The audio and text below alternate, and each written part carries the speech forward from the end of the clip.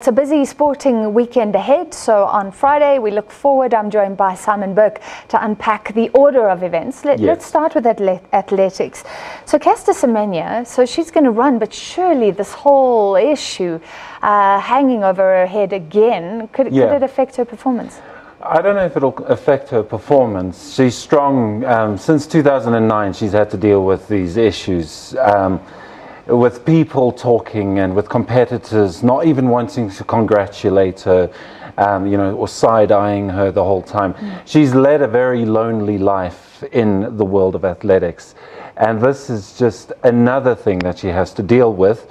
And I think she's strong enough to know that she's got that brush it off the shoulder gesture that she does for a reason, because she's constantly bombarded. So tonight it's the IAAF Diamond League. She's one of the stars. She's definitely got the pulling power.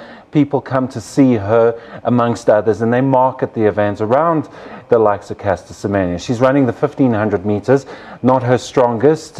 She won bronze in London in the World Champs, but she won gold at the Commonwealth Games. So this is an interesting race for her as usual, being the 1500 meters, and it'll probably just fuel her to be better. All the negative energy that surrounds her, that people put upon her. Yeah, let's hope, and we'll follow that. No, she's definitely strong. She is. So and it's so much of it is in your head, actually. Yes, and she knows that South Africa supports her, whereas the rest of the world looks down upon her and treats her with suspicion. And she's come to terms with that, and she handles it very, very well. And in fact, she should be a case study for all other people who are put upon because of something that they just cannot change. All right, let's try to get this name right. The Jaguares are on this incredible streak in Super Rugby. What does that mean for the South African team? Well, it's terrible for the South African teams because the Jaguares are in our conference. So that means the fact that they're doing well and beating two New Zealand teams and two Australian teams away from home, it just doesn't bode well for us. The Lions are at the top of our conference, and the Jaguares are second. And that means that the Bulls, the Stormers, and the Sharks all have to line up and hope for the best.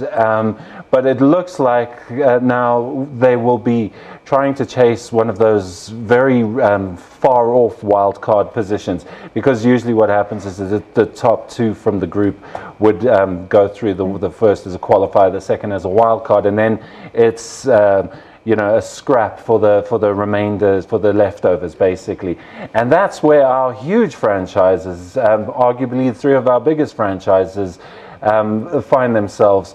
And it's because the Jaguares are just doing impeccably well, and exactly what South African teams cannot pull off, which is going unbeaten on a tour of Australasia. We've tried that many, many times, and I think that you can count on one hand the amount of times teams have pulled that off in the last, however many years. Sorry, in my mind, just a name like conference, you wouldn't think it's grown men running over each other and into each other.